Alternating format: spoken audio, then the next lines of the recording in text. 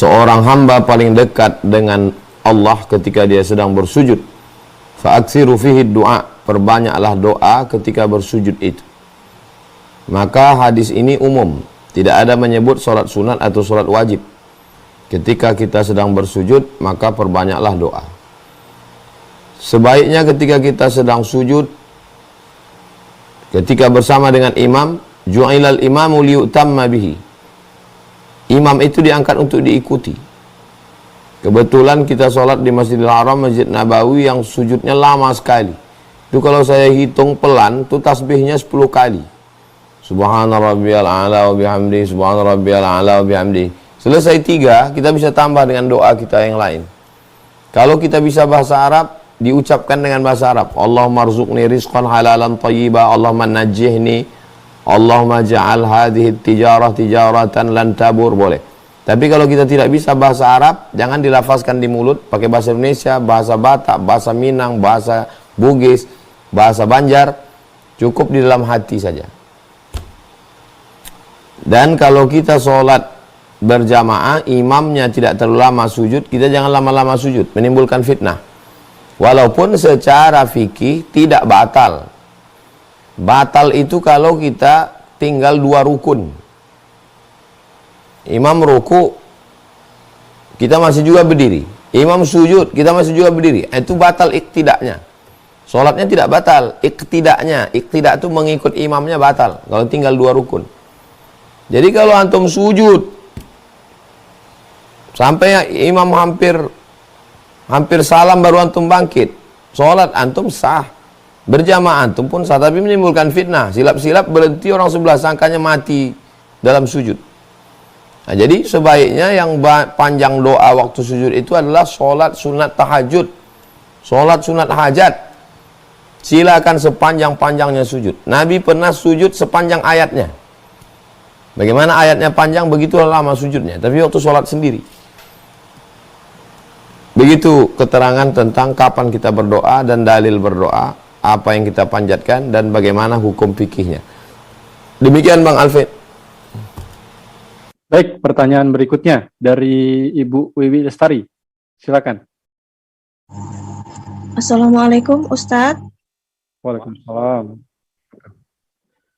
Ustadz, kebetulan saya kan ibu rumah tangga, full time mom ya, di rumah aja gitu. Dulunya bekerja Ustadz. Jadi saya akhir-akhir ini sering ngerasa burn out gitu Ustadz. Ini merupakan suatu musibah lah bagi saya. Saya anggap ini kayak musibah, kayak cobaan gitu ya. Kayak bosan gitu di rumah. Yang dulunya kerja ngobrol sama teman gitu. Jadi mohon tipsnya Ustadz, bagi kami ini seorang ibu rumah tangga, apa gitu supaya tetap kuat, tegar gitu. Itu aja Ustadz. Assalamualaikum warahmatullahi wabarakatuh. Waalaikumsalam warahmatullahi wabarakatuh. Rumah yang sangat membosankan bagi kita itu adalah rumah yang diimpi-impikan ratusan ribu saudara kita yang tinggal di bawah kolong jembatan di Jakarta. Saya kemarin di airport, tiba-tiba muncul di beranda YouTube, manusia, ada kampung ternyata di bawah kolong. Jadi ini seperti flyover. Di bawah kolong ini ternyata ada kampung. Ada sekolahnya, ada rumahnya, ada kamarnya, ada masyarakatnya di dalam. Jadi yang bosan di rumah, kumpulkan semua jamaah yang bosan di rumah, silakan datang ke Jakarta untuk mengunjungi kampung ini. Saya seumur-umur belum pernah melihat itu di Jakarta. Saya baru ketemu di YouTube. Rumah yang sangat membosankan bagi kita, itu adalah rumah yang sangat dirindukan oleh saudara-saudara kita. Suami yang membosankan bagi ibu, bosan kali aku udah nengok muka lakiku ini Pak Ustadz. Itu adalah yang dirindukan oleh para jomblo yang belum ketemu jodoh sampai sekarang. Anak yang paling membosankan bagi ibu, bapak yang bosan dengan anak ini nangis terus. Bahkan ada seorang bapak membunuh anaknya karena nangis terus. Ibu memukul anaknya pakai gayung, mati gara-gara nangis terus, membosankan anak ini. Itulah anak yang dirindukan orang sampai pergi ke Singapura bayar 300 juta untuk bayi tabung. Jadi hidup orang yang membosankan, cobalah kata Nabi, jurusnya unzuru ila man huwa Unzur ila man huwa asfala minka, lihat orang di bawah. Itu akan membuat kita bersyukur, berterima kasih kepada Allah. Makanya saya, untuk menjaga rasa saya ceramah dengan gubernur, saya ceramah di masjid yang besar, tapi juga saya ceramah di hutan.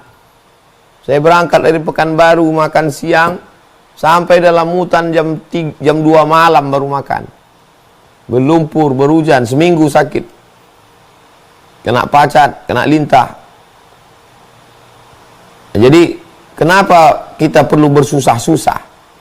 Supaya kita menghargai senang. Kenapa Allah kasih kita sakit? Supaya kita menghargai sehat. Kenapa Allah buat kita berpisah? Supaya kita menghargai keberadaan, persahabatan, persaudaraan. Kenapa Allah buat orang-orang tersayang kita itu mati, meninggal? Supaya kita menghargai hidup. Jadi bagi yang bosan, itu memang kerjaan setan. Setan membuat kita ini bosan dengan nikmat Allah. Padahal sholat kita ini belum bisa membayar nikmat Allah Subhanahu wa ta'ala. Dikumpul semua sholat kita dari sejak akil balik sampai sekarang. Dikumpulkan sholat saya, zikir saya, ceramah saya, untuk menebus satu nikmat biji mata saya ini. Belum dapat menebus. Jadi kalau ada orang bosan dengan hidup, itu kufur sekali. Na'udzubillah. Maka perlu kita keluar rumah, ke rumah tetangga, melihat yang lebih rendah. Jangan ke tempat orang yang kalau kita ngobrol sama dia, kita menjadi lebih kufur. Jangan ke rumah orang kalau kita lihat rumahnya, kita jadi lebih kufur. Tapi carilah orang yang kalau kita berteman dengan dia, kita menjadi lebih bersyukur. Demikian. Wallahu a'lam bishawab.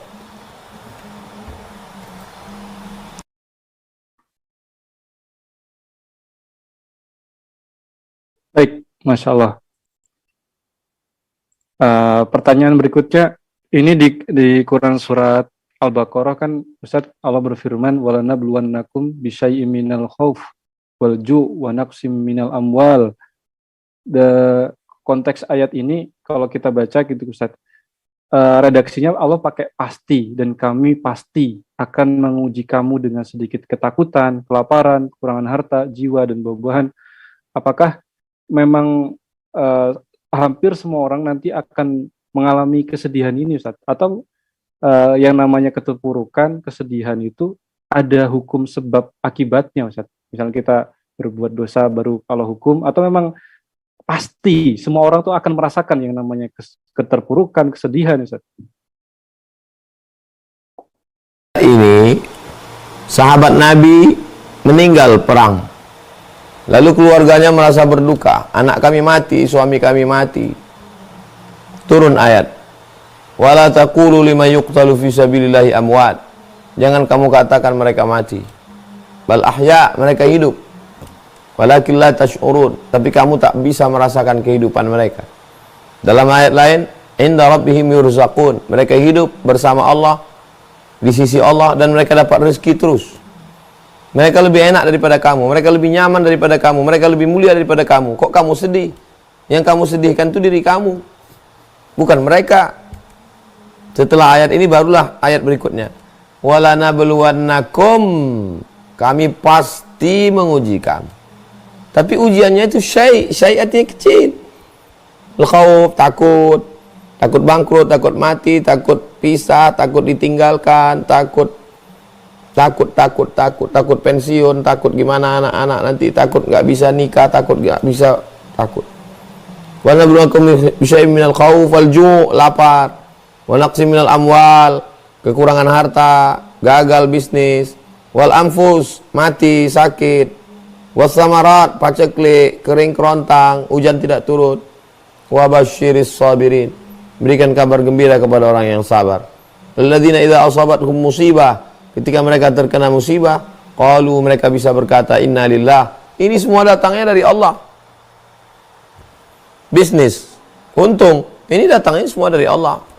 Wa inna ilaihi raji'un, kita pun semua akan kembali pada Allah.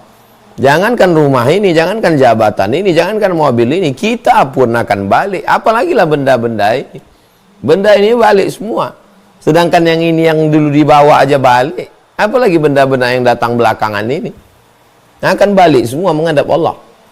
Itulah hakikatnya. Tapi saya kan udah sholat Ustadz, saya udah ngaji, kok saya bangkrut, kok saya susah, kok saya kehilangan, kok saya sakit. Jadi cara berpikir kita salah. Semua berawal dari cara berpikir yang salah. Kalau sehat nikmat, kalau sakit laknat, kalau kaya nikmat, kalau miskin laknat. Fa'amal insanu idza mabtalahu rabbuhu fa'akramahu wa na'amahu fayaqulu rabbi akraman. Ada manusia ini kalau dikasih nikmat, senang, kenyang, tenang, Tuhan memuliakan aku. Wa amma adapun manusia ini idza mabtalahu rabbuhu faqudira alaihi rizquhu fayaqulu rabbi ahanan. Ketika rezekinya disempitkan, dibuat dia agak susah dikit, apa kata dia? Tuhan menghinakan aku. Kalla, cara berpikirnya tidak begitu. Cara berpikirnya tidak begitu. Kaya itu bisa jadi nikmat, tapi juga kaya bisa jadi laknat. Miskin bisa jadi laknat, tapi juga bisa jadi rahmat. Sehat itu bisa jadi nikmat, tapi sehat juga bisa jadi laknat. Sakit bisa jadi laknat, tapi sakit juga bisa jadi rahmat.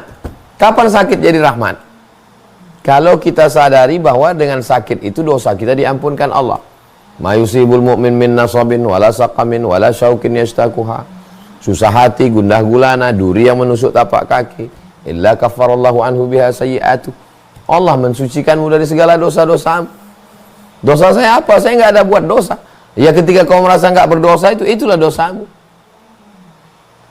Tetangga saya nggak sholat, sehat-sehat aja. Saya yang sholat kok sakit. Kawan saya itu nggak sholat, kaya, dia rumahnya besar, mobilnya bagus. Saya sholat, kredit aja susah bayarnya. Gimana nih Pak Ustadz? Jadi manusia ini semuanya berawal dari salah pikir. Karena salah pikir akhirnya salah ngomong. Karena salah pikir akhirnya salah berbuat, salah.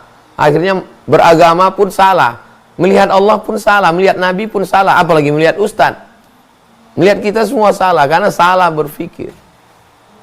Jadi hubungan kita dengan Allah itu dua. Yang pertama husnuzan. Kita udah sholat, kita udah hijrah, maka kita selalu berhusnuzan kepada Allah. Yang kedua ridha. Ridha menerima ketetapan Allah Subhanahu wa taala. Merenung, beribadah, Allah segarkan pikiran kita, Allah fresh, Allah tunjukkan hikmah-hikmahnya. Kamu dulu aku buat begini, ini hikmahnya. Yu'til hikmata man yasha. Allah tunjukkan hikmah pada siapa yang dia kehendaki. Wa may yu'tal hikmata faqad utiya khairan katsira. Siapa yang diberikan hikmah, dia sudah diberikan kebaikan yang amat sangat banyak. Siapa yang diberikan harta, dia sudah diberikan kebaikan yang banyak? Enggak. Siapa yang diberikan jabatan, dia sudah diberikan kebaikan? Enggak. Karena jabatan bisa menjadi rahmat, bisa menjadi laknat. Harta bisa menjadi rahmat. Kapan mobil itu jadi rahmat? Ketika dia dipakai pengajian, bawa keluarga ke masjid. Tapi bisa jadi laknat.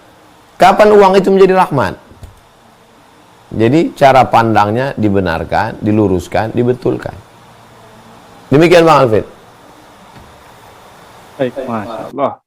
Berikutnya dari Ibu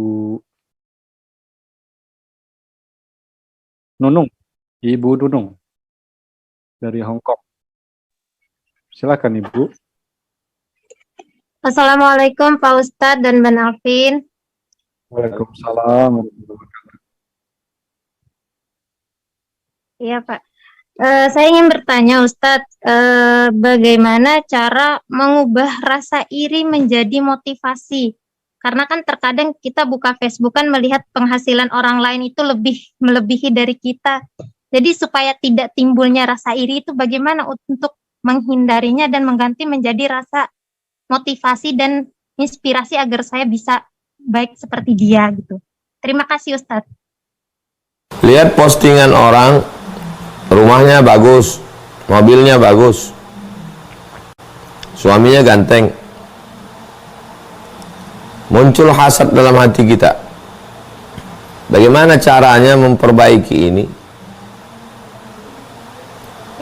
Yang pertama, kalau saya hasad, amal saya hancur. Iyyakumul hasada fa innal hasada ya'kulul hasanat kama ta'kulun narul hatab. Jangan sampai kamu hasad. Kalau kamu hasad, amalmu habis seperti api memakan kayu bakar. Hai Abdul Somad, jangan kau hasad. Karena kalau kau hasad, pahalamu, sholatmu, ceramahmu semuanya hilang. Jangan kamu minum gula, karena kalau kau minum gula kau kena diabetes. Jangan kau makan kambing, karena kalau kau makan kambing nanti kena jantung koroner. Jangan kau makan santan, karena kalau santan nanti menggumpal darahmu kental. Biasanya kita akan mudah menerima larangan kalau tahu efeknya. Jangan hasad, nanti kalau kau hasad amalmu hilang. Itu dulu pertama. Itu namanya tarhib. Tarhib itu ancaman. Yang kedua, la hasada illa fisnataini. Tidak boleh hasad kecuali pada dua. Jadi ada yang boleh hasad. Yang pertama, rajulun atahullahu Qur'anan. Ada orang yang diberi Allah Ta'ala ilmu, hafal Quran, ngerti Islam, lalu dia pakai pagi petang siang malam ilmunya ini untuk mencari ridha Allah. Kita boleh hasad, ingin seperti dia. Hasad yang positif, namanya ghibtah. Yang kedua, rajulun atahullahu malan. Ada orang yang dikasih harta, fasallatahu ala halakatihi, dipakainya hartanya itu sampai habis untuk menolong agama Allah. Ini kita boleh hasad yang positif, namanya ghibtah. Ya Allah, aku lihat temanku ini rumahnya bagus, mobilnya bagus, kasih aku pintu rezeki terbuka juga seperti dia, maka aku akan bangun masjid, aku akan bangun pesantren, aku akan sekolahkan anak yatim, aku akan buat fakir miskin. Kalau hanya sekedar rumahnya besar, rumahnya akan tinggal. Kalau hanya sekedar mobilnya bagus, mobilnya tinggal. Tapi kalau dia buat rumah Allah, dia buat pondok pesantren, maka itu yang akan kekal abadi. Kita akan terus melawan setan. Sampai kapan? Sampai roh keluar dari jasad. La'atiyannahum, aku akan goda mereka, madamat arwahuhum fi ajsadihim, selama roh mereka ada dalam jasad. Jadi kalau setiap kita ada hasad dalam hatinya, masih hidup, artinya dia masih hidup, ruhnya masih ada. Nanti kalau ruhnya udah keluar dari jasad, udah nggak ada lagi bisikan, karena setan udah berhenti berbisik. Kita hanya disuruh melawan, kita nggak disuruh membunuh setan, kita disuruh melawan godaan setan. Dan Allah berjanji Allah akan menolong orang yang melawan. Walladzina jahadu fina lanahdiyannahum subulana. Orang yang bermujahadah melawan hawa nafsunya, melawan godaan setan, lanahdiyannahum subulana, kami akan menunjukkan jalan-jalan kami. Demikian. Wallahu a'lam bishawab.